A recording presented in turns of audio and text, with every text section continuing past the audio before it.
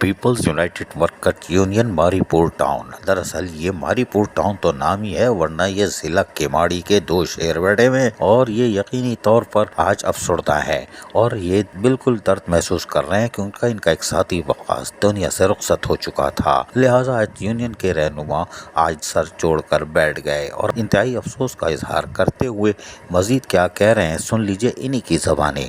आज इंतहाई अफसोस के साथ हमें कहना पड़ रहा है, हमारा साथी, हमारा दोस्त, हमारा एम्प्लॉय वकास जो हमारा साथी था उसका इंतकाल हो गया है। हम सब उसके गम में, उसके फैमिली के गम में बराबर के शरीक हैं और उसके लिए आज हम पीपल्स यूनाइटेड वर्कर यूनियन सब दोस्त या हमारे अहदेदार बैठे हुए सब हम लोग दुआ माफ़रत कर रहे हैं, उसके लिए दुआ करेंगे।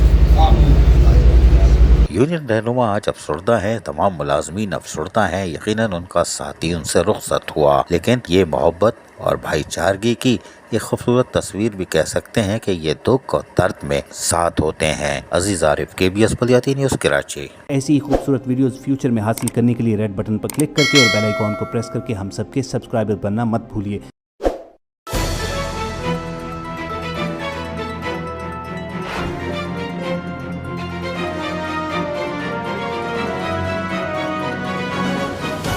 KBS बलियाती न्यूज़।